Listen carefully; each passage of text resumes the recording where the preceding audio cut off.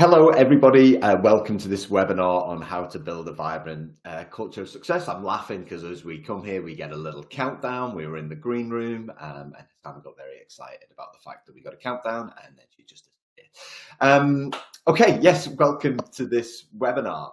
Whenever you're watching, if you're watching it live, that's fabulous. You get the opportunity to ask us some questions live as we go, and we've already got one which we're going to jump straight into, and Hassanah's back, thank goodness for that. It's okay, we will ask why.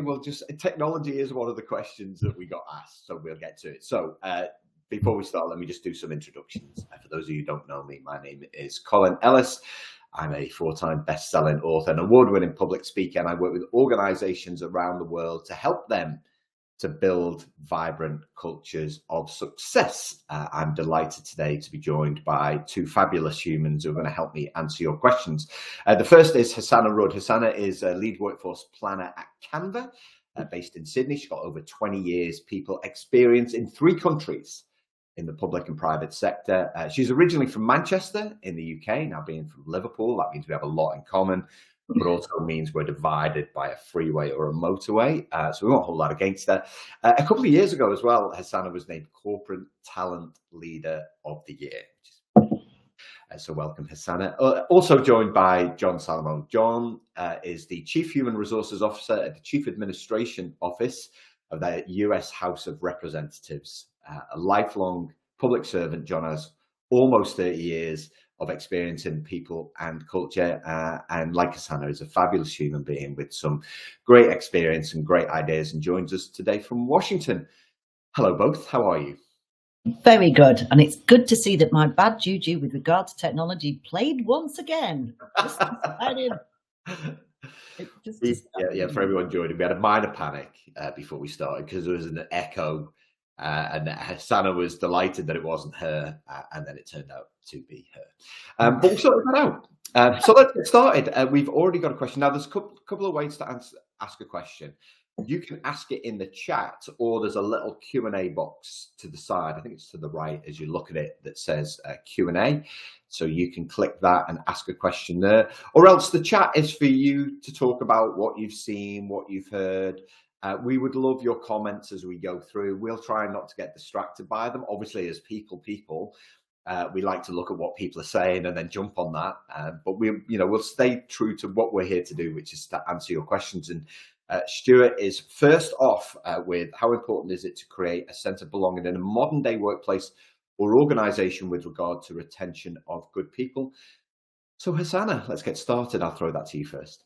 Oh, I might have a bit of a controversial view on this. Just to get us started, first thing my morning and last thing John's evening. It is to a point, but I think we overestimate it in terms of connective glue to an organization. I don't think it's the big parts. I think it's in the small parts. The devil's in the detail in terms of belonging.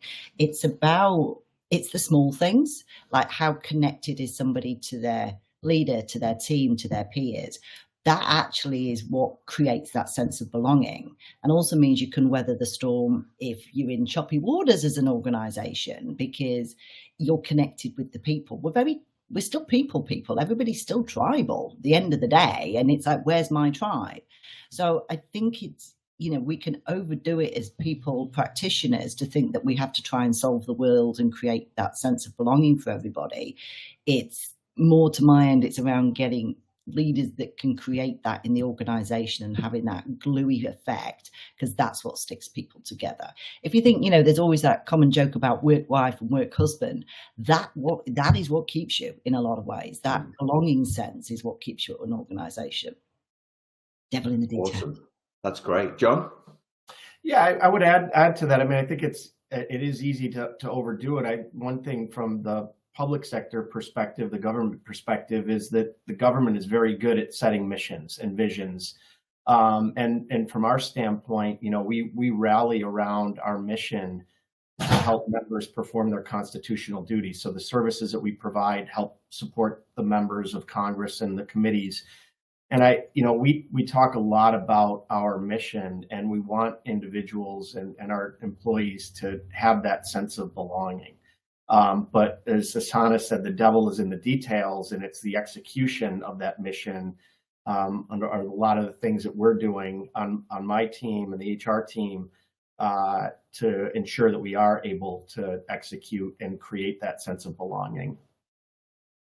Yeah, and I think certainly from my perspective, it probably echoes what you're both saying. And a lot of times with the big culture pieces that I do, where I teach people to do it themselves, the first thing I do is have a look at kind of what they have. And I always feel like it's lots and lots of stuff, and there's very little connection between them. And when it comes to belonging, what we want as employees, you know, and as a former employee myself for the best part of 30 years, is we just want to be surrounded by people who can help us to be the best version of themselves, people who are good humans, people who know how to do their job well, people who have a good attitude and bring that to work. And then if we have people who are poor performance and poor behaviors, we know that our senior managers are actually going to deal with that. And that's the thing that creates this sense of belonging, where we feel that we're in it together. I don't think it's something that you can manufacture. I think what we do is we can help people to be self-aware. We can make sure that we set expectations really well and people are focused on what they've got to deliver. But ultimately, then it's about us building relationships with each other, knowing that the goal is to produce a thing or deliver a thing, so that we can go home and spend time with the people that we love. We get paid a fair and equitable wage for doing so. And then we're able to use the money that we save to go on holiday. Yeah. You know, I think people genuinely want to care about what they do, but actually they want to love their lives. And so I think it's organizations' responsibility to kind of make sure there are certain exercises that help people to create connections, because it's really, you know, human connection that drives collaboration, such that people can enjoy their lives outside of work. All right, we're off and running. So I had some questions submitted separately, but feel free to keep your questions coming either on the chat or on the Q&A, and we'll answer them as we go. So the first question I had was, in your experience, what is the root cause of organizations' culture problems? Now, I'll get this one cracking while you guys think on here. So for me, it's really, really simple. There are two things. Firstly, is we don't train managers on how to build culture. It's still something that's just expected. You know, we promote people into positions, and then we want them to have, you know, kind of throughout their career collected of all these ideas of how they do culture, and some might work and some might not. You know, and the question I've asked in the poll is does your organization have a, you know, specific program to train managers on culture? Because that's one of the things that I do. So that's the first issue. And secondly, I think, and it'd be great to hear John Hassanah's view on this, is that senior leaders say that culture is important, but it's the first thing that gets cut. It's the first thing that they take the money from, and then it's called discretionary spend. Even though culture is statistically proven to be the difference between success and failure, you know, we have this gap between, you know, kind of people's intention and their action. John, what's your sense of that? I think those are right on, and I think one thing that also jumps out at me is, you know, getting back to kind of Stuart's question, I think what can cause culture issues in an organization is sometimes a lack of clarity or a disconnect between reality. It's like, we value teamwork, we value family, we value our employees, but then there's nothing that actually backs that up. And employees feel like there's a disconnect, and there's either bad behavior or just something disconnecting between those, hey, we say these things, but there's no action behind it. I'm so glad you said that, John, because I was going to say similar. It's that actually what you look at is its consistency. Yeah. If you say this and do this, the two have to be connected together. That then builds the baseline of trust that can start to build good culture. Having said that, you can still build a toxic culture and like be really successful because you're attracting toxic people because that's what they like. You know, it's that bit works, but it's where you get the disconnect and the inconsistency of going, oh, look, we've got all of these great things. We really value you. But actually the reality is that we're not behaving like that on a day-to-day basis. The minute you start to have that as a break, you're going to cause all sorts of strain through the organization. and people will start to try to protect themselves. So I think it's a consistency of like what you say you're going to do and doing it, other way around. Definitely, I think the transparency aspect helps, but there's also that aspect of vulnerability in it. You know, to build up strong cultures, do you have leaders who are comfortable going, I stuffed up? I mean, I could use other words, but it's like, you know, it's like being okay with saying, hey, I wasn't really great on that, or having a conversation, you know, with a staff member and coming back and going, oh, okay, that didn't land well. I'm really sorry. I didn't mean it to leave that. This is how I did it. But actually, you know, talking about their journeys, you know, to your point, Colin, you have this, you know, we look at leaders and they're like, oh, they've had this great life getting there. And no, they've had these trials and tribulations and they've stuffed stuff up and things have gone wrong. But unless you tell people that journey, then that doesn't, it humanizes them. It makes them comfortable then with people to come to them and say, hey, you're right. I you know, I'm comfortable saying, oh, this went wrong. And how you deal with that is a difficult time. So I think the two combined can build up a really vibrant culture. Hard to do, but with it. Yeah, and I think vulnerability, for anybody who's read Brené Brown, and she talks about vulnerability being a superpower. When I first started work, vulnerability was seen as weakness. Yeah. In fact, I'm pretty sure my dad said, you know, don't show any kind of emotion in the workplace, you know, just, you know, head down, bum up. It was a very Northern England way of saying, just do your job and don't say anything. And I completely agree, Hassanah. I think what we want is we want to see our leaders as human beings. We want them to be human. And just segue, and we had a question from Shannon here, said, I've been reading about great questions to ask your team to get people thinking about the value they deliver. I'm curious, what are some of your favorite questions to start a great team conversation? And for me, Shannon, I like human questions. So kind of linking to vulnerability, and I'll get to Hassanah's view next, is for me is what's one thing people don't know about your journey to here? What's one thing? Because we don't often, you know, often we present this image in work of kind of the duck on the duck pond and the legs are going like this underneath. And I, you know, and as I mentioned, that whole human connection piece is, it's important that we understand where people have come from, but what's unique about their journey in life or in work, it can be whatever, to really start that essence of team. Because I think once you start to get to know the person behind the person you see in work, that's really where you start to create this sense of togetherness, which enables value delivery. Hassanah, what's Yeah, I would completely agree with that. And the other part to that is it's really important because then you get to understand how a person ticks. And if you've got, you know, particularly if that's your leader, if you understand how a person ticks and what they're thinking, it means that you can move faster together. Yeah, because you're not sitting there going, do this. Well, how's this going to land with them? How's this going to work? You know, I'm struggling to read the signs on where I need to go. So that connectivity drives things into a better way. We are tribal. Yeah, we're humans, we're tribal. We like our tribe. And if we're safe in our tribe, we're going to do fantastic, good things. I have, one of the things I've always loved to think that we should do is like a failure conference, like a full bore, getting people to talk about the things that went catastrophically wrong. And I don't want that, you know, to a point also of not being then, and then I did this and turned it around and it was amazing, because sometimes that's not true. But it also means that you've got a learning from it that you can actually, you know, share that journey with.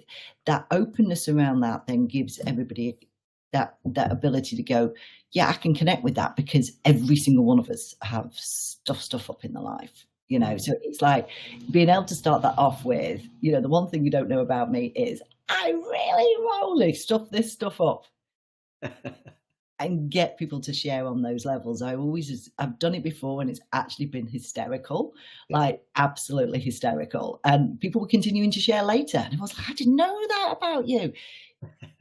It's just good. John, how about you? I love the creating those personal connections. And I think if the question's kind of directed at, you know, the value that we deliver lately, a good question in an icebreaker or in a team meeting is asking your team, what's one thing that you did today, yesterday, last week that you're most proud of, and why? And getting individuals to talk about things that they're proud of that contributed to the work. If this question is directed at your teams at work, I think that's a great way to get people to think outside of, oh my gosh, I didn't know Sally or Jim actually did that last week. That's incredible. I had a very similar experience working on something, or I had no idea that you even had that skill set. And those create those personal connections on the work level. I love the individual level, Colin, your example as well. Sometimes people are reluctant to share too much personally. So you want to, be mindful of that as well. But over time, those barriers will break down if you build that trust in the team, and the team is kind of pulling in the same direction, working on projects together and seeing and realizing success, even if they fail. And they can overcome it. That will build trust even more. Love it. If Canva want to support that failure conference, Hassanah, I'll host it. Hopefully that answers your question, Shannon. Some good insights there. All right, next question is from Mark. Hello, Mark. Good to see you, my friend. What can organizations do to ensure the workplace is fit and exciting? Fit and exciting for employees who, for many, have now got a clear preference to work from home. Yeah, it's one of the big challenges that we face. John, do you want to take a lead on that? So obviously every country had its period of lockdown, and we had that shift to more virtual ways of working. How is House of Representatives or kind of what are you seeing? What are you hearing about? Kind of so our organization, so we're an organization of about 800 individual employees that support the institution of the House, the 435 plus members and committees and whatnot. So we're in a hybrid environment right now where we're in a couple days a week and working from home. And I think, the biggest thing I think that we've tried to do to create this culture is to expand the programs and services from an HR standpoint that we are delivering to staff. We've done a lot to enhance our onboarding and orientation programs. We've done a lot to enhance our career paths and the information that we're providing to employees on the paths that they have. I think the challenge really becomes, and what I would tell my team when we were fully remote, is that in order for us to get back to full time, there are three things have to happen. One, mandated, and we have no choice on whether or not we're going to be mandated. Two is, are there performance issues? And three, getting to Mark's question, are people upset because they're coming in 3 days a week and somebody else is only coming in 1 day a week? Finding that sweet spot is really hard, and it's going to be different for every organization because every organization has different needs. So I don't have a magic answer for that, but I think what it gets down to is having good, open, transparent communication between managers and employees, and understanding the reasons why employees are being asked to come back to work, or the reasons why they're allowed to work from home. And that transparency, I think, can go a long way. Hassanah, what's your experience of this? Yeah, it's an interesting one because Canva, we have everything. We've got campuses and hubs so people can come into the offices. If they come in, they can come in full time. They can come in 1 day a week. They can come in half a day. They can do what they like. We've got those that are close, like I am. I'm close into the big Sydney campus. Might go in 1 day a week, maybe 2 days a week, and then others that are completely fully remote. And we are in a situation where we connect everybody together. It's creating the opportunities to connect with it. Yeah. We are lucky. We've got a fantastic Vibe team who do incredible work to make sure everybody is sort of glued together. And so that any event we have is catering for everything. That caters from those that might be coming into the campus for the event. It caters for those that might be, dialing in from home on a Zoom call. There's times where I know that remote workers in, say, Queensland have got together themselves to be like, you know, dialing in. So so that's also supported by the Vira team to create them connecting together to do that if we don't have a hub anywhere near that. The challenge I think that we are actually staring into is there is no going back. There is no going back. Yeah, that preference aspect will remain there. And there's also, I think, forcing organizations to treat their staff as individuals and grown-ups. Yeah, we were not employing kiddies here. You know, this is, you know, people have got lives and other things going on, and that you have to have trust that people are showing up every day to do really good work for them from the organization. You know, nobody wakes up in the morning and goes, "Oh, I'm going to do a crap job today. It's my aim." So you also have to trust them. This is years ago. I remember reading a book by Tom Peters that I just loved, and I've loved his work ever since, that spoke about the fact that, you know, outside of the gates of the organization or the factory, people are raising children, paying mortgages, paying rent, you know, looking after their families, looking after their maybe aged parents, are grown-ups in the world, and then they come through the gates and we treat them like children. And then we wonder why they react like children. This is the same thing with regard to sort of like, you know, whether they're remote or not remote and things like that, is that it's being able to go, this is the acceptance of New World Order, and that therefore then we have to create opportunities to connect and just try a bunch of stuff. Yeah, I mean, like the fact you're trying, even if it doesn't quite work, is going to be helpful for people to actually find that way. And you'll land on something that goes, this works for us. Yeah, from my perspective, and obviously as someone who wrote the hybrid handbook, you know, and I talked about the fact that it's an experiment. I think the challenge for organizations at the minute is they like to copy what other people are doing, and you can't do that. Every organization, every team is unique. And this is where it really is an experiment. Of course, what we did during COVID is we proved that hybrid working works. There were some old-fashioned behaviors holding it back. The adoption of the technology, you know, transformation projects used to take 18 months. We realized we could do it in 3 months. And so every organization is different. I think for me, and what I would add to that, rather than repeat what John and Hassanah have already said, is that, you know, selfishness is the enemy of collaboration as well. And what employees have to realize is it's not about them creating the conditions for themselves.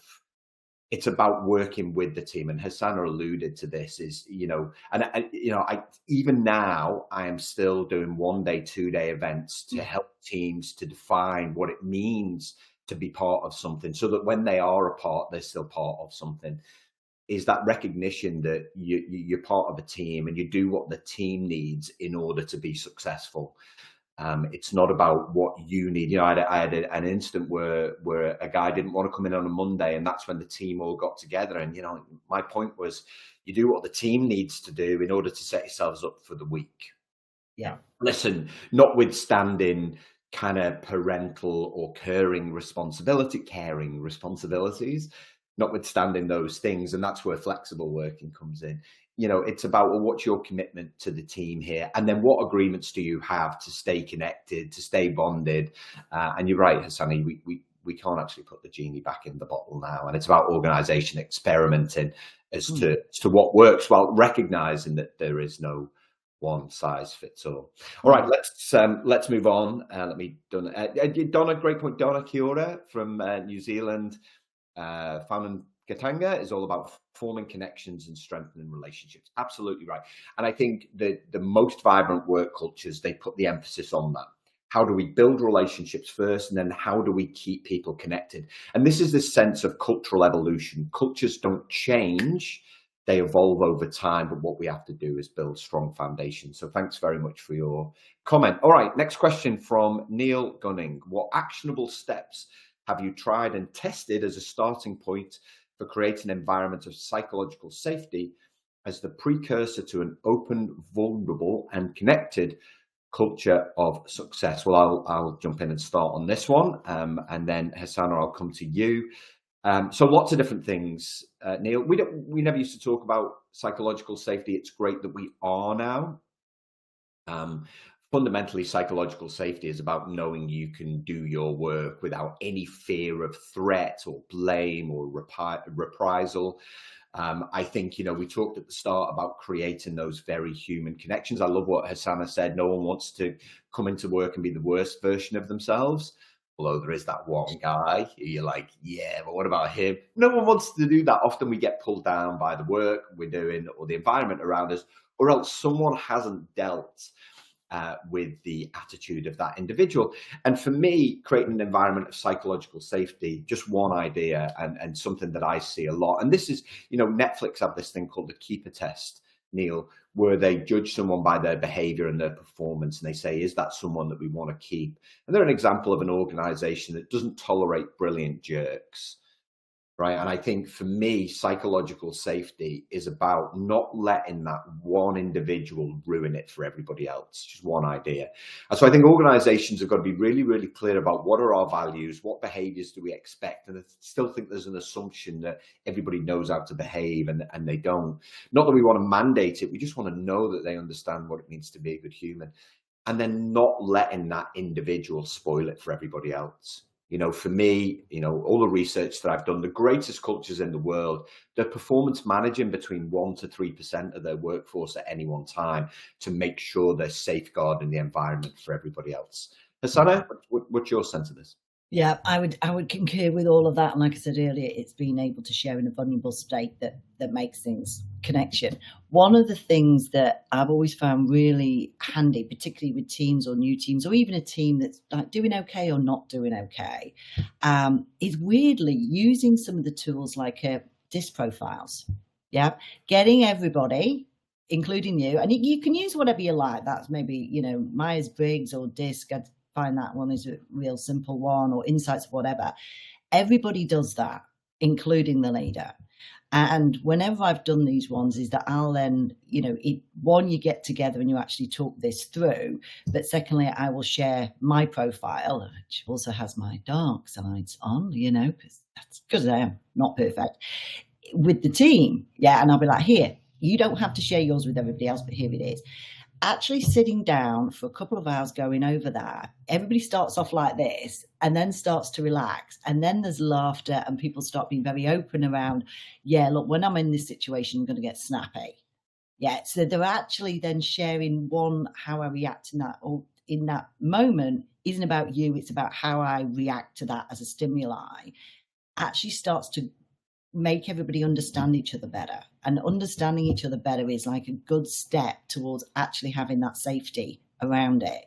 It is a really good, quick way of being able to do it. Half a day offsite. It doesn't even have to be offsite, but being able to do that, great to do. The other aspect, and this is the hard part, is that when things go wrong, you've got to take a beat and be really considered in your reaction to it because people are watching. Yeah, if you flame someone to the high ninth, safety will be gone. Everyone will protect themselves. You also have to get into a point where you are as trusting and as transparent as you absolutely can, and then take yourself a little bit further. So in a leadership role, that means being like sharing information with your team. Don't gatekeep it. Right? You're going to have to trust people to say, hey, I'm sharing this stuff. Some of this stuff's confidential, but I need you guys to know. If you're sharing that information in a good, transparent way, they're going to feel safe in there. They're like, okay, I know what's happening. I'm aware I can help direct things.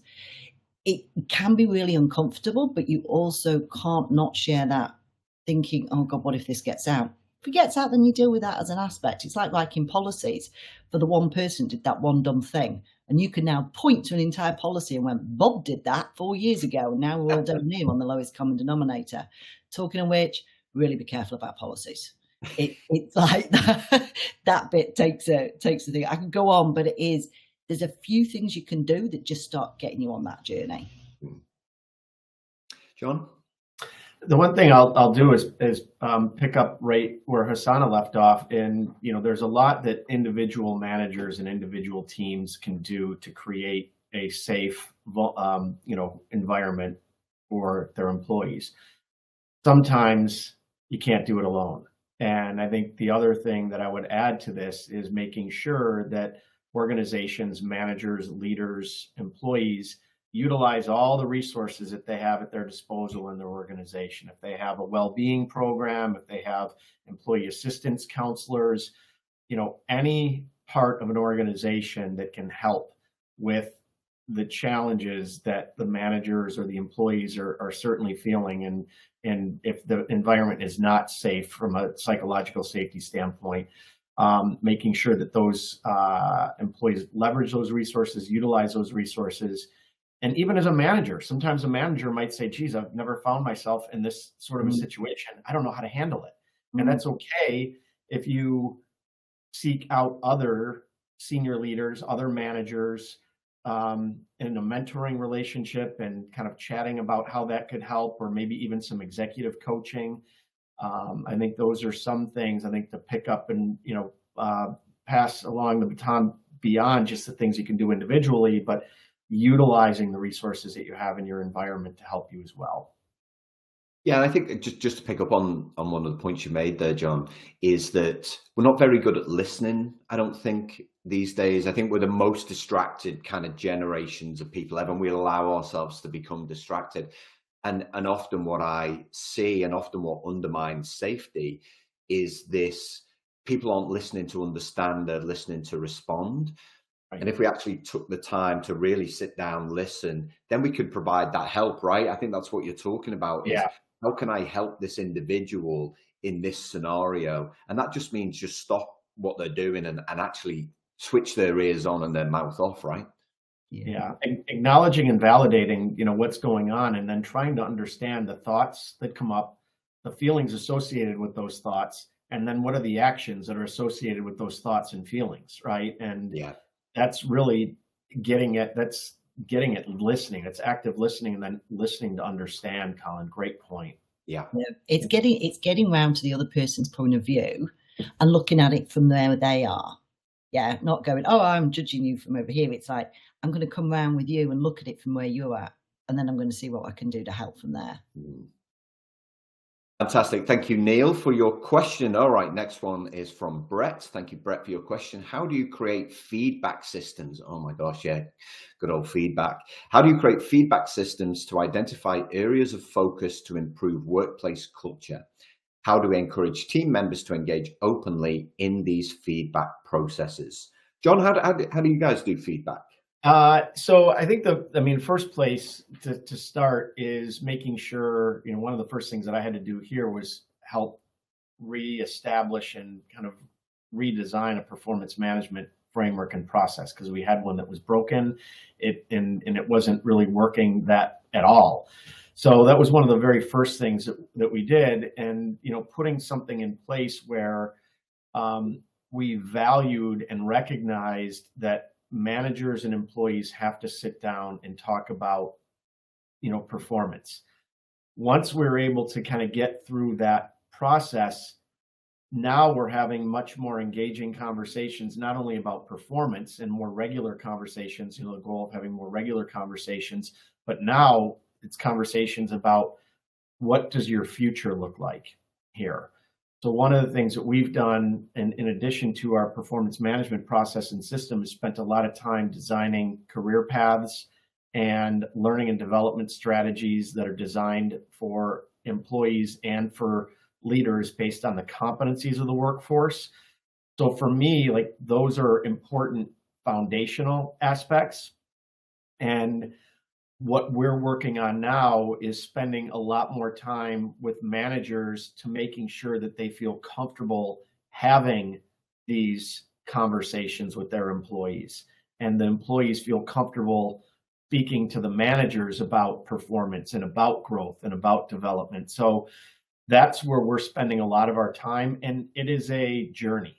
These are things that do not happen overnight, but they are things over time that can make a huge difference in an organization. And it gets back to the culture, it gets back to the trust. I can look at our employee engagement scores, and I know that we're scoring very high in these areas, but we're not going to rest, and we're going to continue to push the envelope in many of these areas. Fantastic. Hassanah? Okay, so if you've got any, the way I look at it is if you've got any form of listening tool, so if you do sort of like a, a pulse survey of some form or anything on those levels, that's the very tiny beginning step. To John's point is you have to actually do something with it, and you have to be seen to do something with it. Most times staff can feel that they can fill this all in, and then it's like, and what changes? Interestingly, one of the best uses I've ever seen of a listening tool, this was years ago, because I'm very old, years ago, with a very heavy industry organization, is the CEO was really vocal about the fact that he and the leadership team was going to read every single item of commentary, like literally every single, and this was like 8,000 people globally, and they did, and then they spoke about it. And then it also, the data was released, and it was much more raw. Because sometimes it'd be like, like here, here's a great thing we're doing, and here's a little bit that we've got some opportunities to improve, and we're just going to hide that over here because we're just going to show all the nice things because this is difficult. No, it was really raw set data of the areas that we were doing well in, and the areas that we weren't, and therefore then that was the area that we're going to focus on to improve. And it even went as far as the fact that if he would look at the schools, if the schools started to do this in certain areas, it was not unknown for him to pick up the phone and call that leader and go, "Hey, what's going on down there? Your schools are falling in the can. What's happening?" And it felt, even though it wasn't perfect, the schools started to rise really strongly because people felt, hang on, you're listening to me. You might not be able to solve my problems, but you're actually listening to me. So it really made a bit of a difference when you're doing listening tools. And I think, in terms of, to John's point, you've got to have some good framework in play, because you can't be tolerant of the brilliant jerks. Well, you can, but you've also got to accept that it's going to do destruction everywhere. Yeah. So to be highly not recommended, but you've got to be able to get in there. And also, it's okay to say to people, hey, somebody might be off track. Not because, again, they're a bad person, but maybe you've got them in the wrong job. They might be the wrong leader. Like if there was somewhere else, they might, succeed great. So actually getting in there quickly and looking at it. But I'd also flip that over and go, we do talk about feedback a lot, but we don't talk about the moments that we want to get more of. Like, for any of you got the kids, if you spend your entire life telling the kids the stuff they're doing wrong isn't going to go great, you've got to also balance it with that stuff you did there. That was amazing. That was great. It makes them feel good. And you're also reinforcing what you want to see, to find the moments where you can go, that thing you did there, loved that. That was amazing. Do more of that. Helps to balance it a little bit. Yeah, great point. I think, Brett, from my perspective, and just to add into what the guys have already said, Ken Blanchard, who's a lifelong educator, said that feedback is the breakfast of champions. And in my experience, and kind of working with some of the world's great cultures and also researching some of the world's great cultures, is that feedback's immediate. So, kind of building on what Hassanah said, and we need to teach people how to communicate in a way that feedback has immediate impact. So, for example, it's the little things often for me, Brett. It's, when people are late for meetings, like, I'm sorry I'm late. I would always then talk to people afterwards. I'm like, I'm just interested. Why were you late? And it's quite confronting. We're like, oh my God, we can't have those conversations. Well, the alternative is people are consistently late for meetings, is having a conversation with someone when they choose to send, kind of a regurgitated email about all of their life's woes and thinking that will have a positive impact. Telling people not to copy everybody into emails. It's little things like that, but it's also acknowledging the small things that make a difference. Just say, hey, I noticed what you did there. That was awesome. And often we don't have the courage to do that because we're not really taught how to communicate. Instead, what we rely on is 6-monthly and 12-monthly, kind of tools to give us that insight. Feedback needs to be regular, and we need to help managers and employees. It's not just about managers. We need to help them to provide that more regularly by connecting them and saying it's okay to share these things. But also that recognition, if feedback is the breakfast of champions, is that it has to be immediate in the moment for it to mean something. Because otherwise, the longer you leave it, the harder it becomes to actually provide that feedback. So thank you, Brett, for that question. Stuart, I've got half a question there, so I don't know if you want to take a look at. I don't know. It's cut the question off. You ever take ideas from? So I'm going to let you redo that question, and we'll answer Vicky's question. Hello, Vicky. What are the pitfalls of creating or being in a culture where team members liking each other is more important than integrity and accountability? Oh my goodness, Vicky. So I'll start this with a very brief answer, is that harmony is the enemy of growth. Where we put our time, focus on energy on creating what I talked about this in Culture Fix, a pleasant culture where it's very nice. And listen, don't get me wrong, we want human beings to have empathy, we want compassion, but we also want this real sense of drive, taking responsibility, accountability, like you said, keeping your promises, integrity. I think, it's important that we connect people, but also make those agreements about what it means to get that sense of growth. Hassanah, you've worked in a lot of, particularly startups where, kind of growth is the expectation, kind of almost immediately. What have you seen with regards to liking each other versus accountability and integrity? They two have to be completely connected. Yeah, if you've got a high performance culture, you do not have a choice. Yeah, it's a, you're here to deliver around, the mission, the goals, the vision, and you're going to work hard and you're going to bring everything to the table and stretch yourself on a daily basis.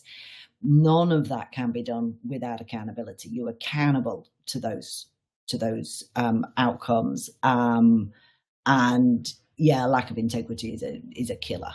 It is an absolute killer and needs to be actioned fast if that's the case. The thing is liking each other also means that you can disagree. Yeah. I mean, you might love all your family, but you're definitely not going to agree with them all the time. Yeah.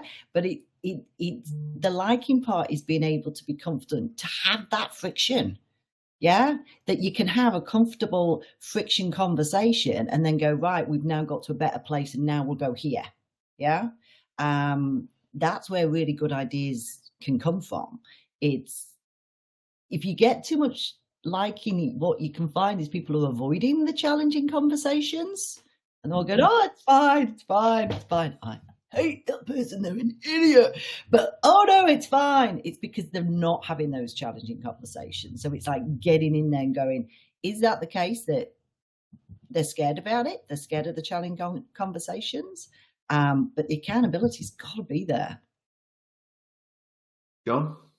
Yeah, I think healthy conflict in an organization is a good thing. Unhealthy conflict is not. And to Hassanah's point, I remember I was facilitating a performance management session with a bunch of managers, and one of the managers chimed in and said, well, if I have this conversation about this poor performer, I might hurt this person's feelings. And my response back to them is, well, what's the consequence of not having the conversation?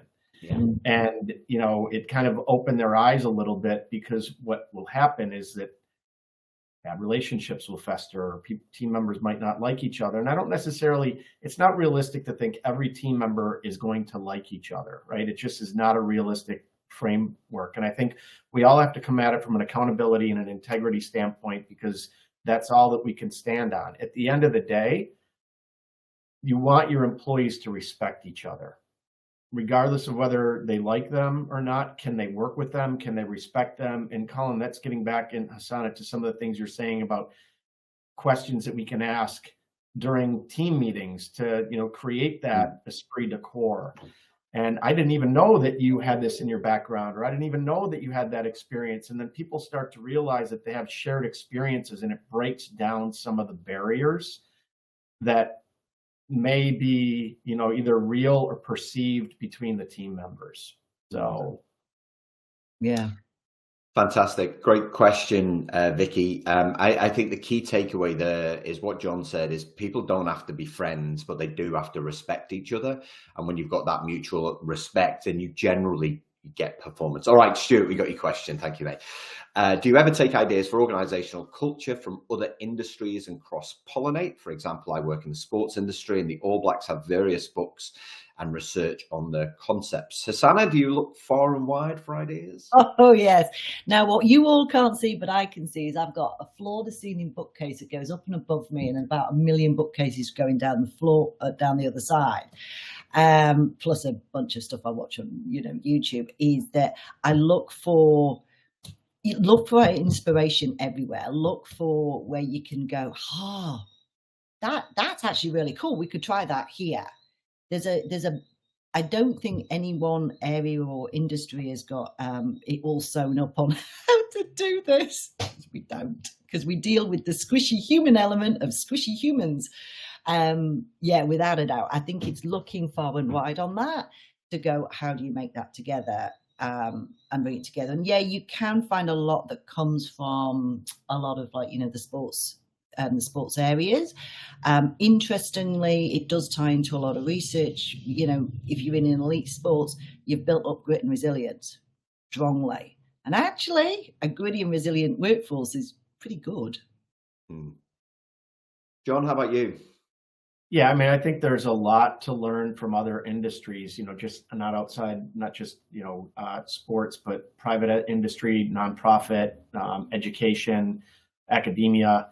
I do think that we all are trying to have our human experience, and regardless of the mission or the function or the industry that you're working in, leading people in a way that makes sense for that organization, it makes sense for that industry. And certainly sports is a great way for us to look at leadership and see how we can manage and how we can motivate team members if it fits for our organization. But we all want to be recognized for work that we're doing.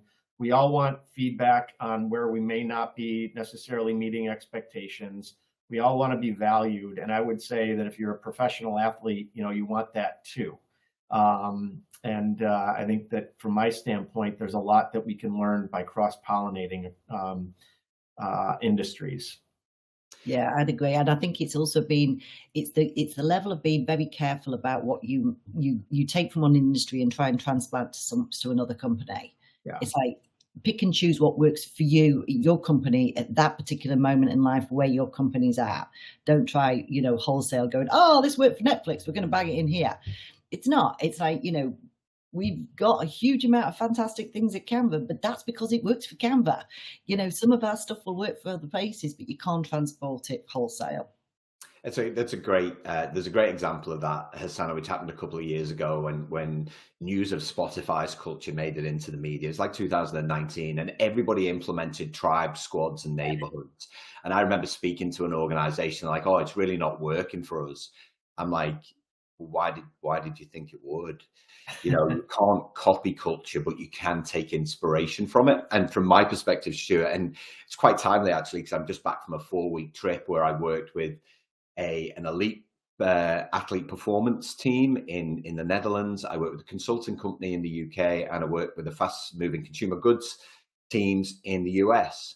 And the pillars of culture are the same. I researched far and wide for Culture Fix. So the pillars of culture, generally, it's about connecting personalities and understanding how you communicate with each other. Every team needs a purpose or a vision, a set of values, which is those emotional connections, then agreement on behavior, how you'll behave towards each other, how you'll work together, collaboration, and then innovation, how you'll make time for new ideas, new thinking. These are the 6 pillars that unite cultures. But what you can do is look at what the All Blacks do. Particularly, the All Blacks are great in terms of their values and kind of how they behave, and they have these codes that they have, which is fabulous. But you can also look to some of the tech companies and the work that they do. I talked a lot about Atlassian's values and then how they bring them to life. Zappos is a shoe retailer in the US. They've got 10 values. But how does the mission or the vision, how does that drive decision making? And that's true of any organization. But as Hassanah said, and as John said, it's all about taking inspiration from them and asking, well, how do we make that work in our culture? And then kind of rejecting the things that don't. I had one organization who said, oh, we want a Netflix culture. I'm like, well, you can't have a Netflix culture, but you can take inspiration from some of the things that they do and say, well, how do I implement this to positively evolve over the next 3, 6, 9, 12 months to give me the culture that we're looking for? All right, next question. John, I'm going to ask you to take a lead on this one, because I know you've been doing a lot of work in this space, Chief Administration Office, is where does technology fit into culture? I've got some strong opinions on this, but I know you've been doing a lot of work to kind of create the, kind of use technology as a base for doing lots of things. You want to talk a little bit about the hub that you've been working on? Yeah, happy to do so. And I think, technology certainly plays a role. And what I like to say is you can have the best technology in the world, but if you don't have the people to help you implement it, the technology isn't going to do you any good. But one of the things that we've done, and I think, in my experiences as a consultant and, 20, 30 years or 30 years around government,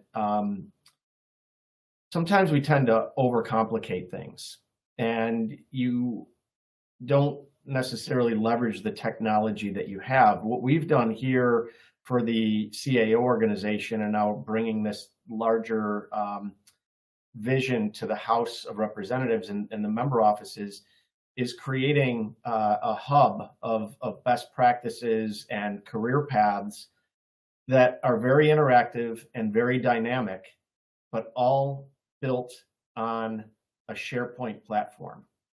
So we didn't invest millions of dollars to create something. We actually leverage the technology that we have in order to get us a solution that we thought was workable for our organization and for the institution. Now, that's not going to work in every instance, but I think the technology can be an enabler and help you accelerate change.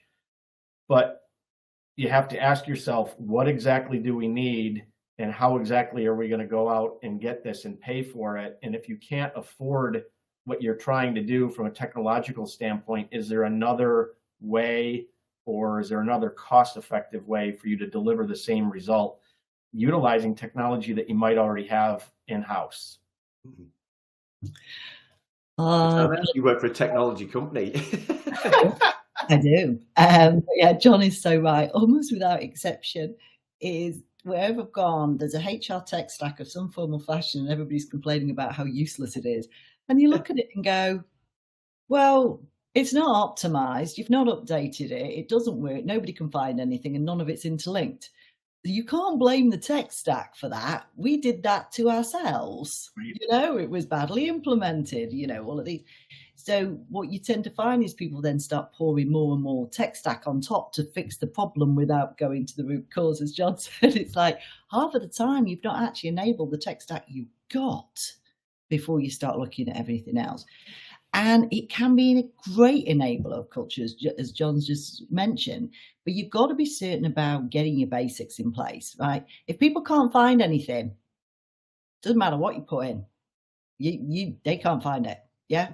If you have an intranet or something and everyone's like, I can't find this, where is this? Everyone goes, oh, we've launched this, and they're like, where do I find this? Or it's a click farm and of links where you're like, oh, I found it. No, it's here. Oh, no, apparently it's over there.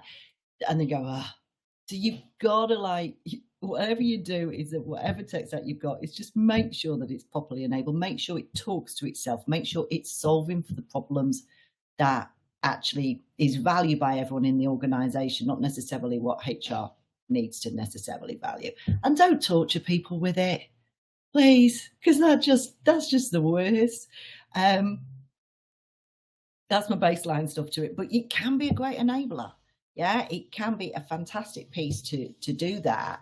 And, but you see, John's gone and done the beautiful thing. It's like there was a major problem to solve for, and he's solved for it using the tools that are there. We don't necessarily need to be grabbing from it, even though we all suffer from the shiny new thing of like, oh, look at that, it's pretty. I need that. Be careful with that.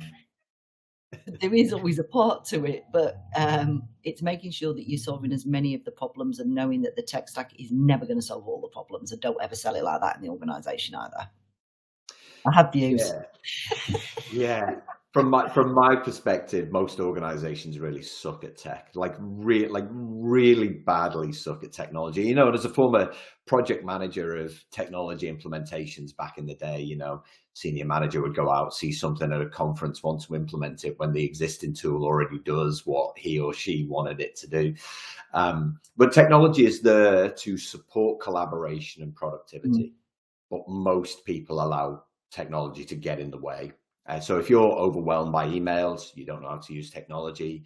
If every meeting you have is 30 minutes and 60 minutes, you're letting Outlook dictate to you how you should work. You know, I had an organization recently, and they're like, oh, we're really interested in how we bring AI in. I'm like, oh, do you have back-to-back meetings? They're like, oh my God, yeah, all the time. I was like, oh, do you have a lot of emails? They're like, tell me about it. I'm like, so let's forget AI for the time being, and let's concentrate on how you actually use technology right now. You know, there was some research done last year, and on average, people get notifications from 6 apps a day. Like, just, you know, these things just distract you from the actual work that you've got to do. And with the exception of the technology used to stay in touch with your family in case of emergency, every other notification should be switched off. Everything that can divert your focus from what you're actually concentrating on. You know, one of my former bosses used to check her email twice a day. It's something I still try and do now. She used to check her email at 10:30 a.m. and 2:30 p.m. because that's when the post used to get delivered to her house. So consequently, she wasn't overwhelmed by emails, and she had loads of time available, not only to go and see and talk to people, but for people to go and ask her questions as well. And so, you know, I always recommend that organizations retake control of the technology that they use, look at what they have at their disposal, learn how to use it. There are still some people that don't know how to use Microsoft Teams, even though we've been using it for 3 years. Some people are like, no, isn't it funny? He's talking on mute. I'm like, it's not funny. Like, you don't know how to unmute yourself 3 years later, you've got a real problem. Oh, I just forget. Oh, you're on mute. Not funny. Learn how to use the technology, people. Anyway, sorry, I get off my soapbox about tech, but it's the point that I'll make there is it's there to serve you, not get in the way of you doing what you need to do. Yeah, and it's giving the space. We have this lovely thing called sacred lunch hour through the company. Everybody's calendars are blocked out from 12 to 1. Now, you might not use your lunch there, but you've got a space, and we've got meat-free Wednesday. So it's like, it's the forcing of the technology for good, using the technology for good to give the space for everybody. Sacred lunch hour. Everybody should have a minimum of 45 minutes booked out for lunch every single day, and you don't allow anybody to put anything in there ever. That's one of the simple, I call them micro experiences, one of the simple things you can do within your culture to send a message that you're different, which brings me to the last question that I had submitted separately. Do I need permission to change my team culture? Hassanah, do I need permission to change my team culture? No. John, do I need permission? No. Yeah. Just be careful. What is the culture that you want to create, and what do you want to change it, and why? Yeah. You really don't need permission, but what you have to do is to avoid building a cult, right? So a cult is off to the side doing its own things in its own way.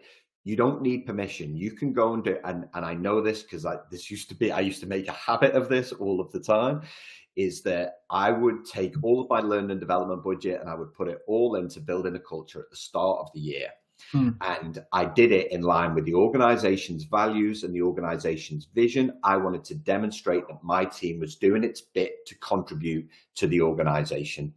And so you don't need permission to do that, but people will look at you a bit weird when you take your team off for 2 days and you're like, oh, this is how we're contributing to culture. And I imagine, Hassanah, this is something that you've done as well. Yeah, I've done it on the side sneakily for the exact same reasons. But it's also for the purpose of actually, sometimes it was reforming a broken team. It was, sometimes it was turning around the culture that existed in that team of really good people that had got into like really bad ways. And that wasn't their fault.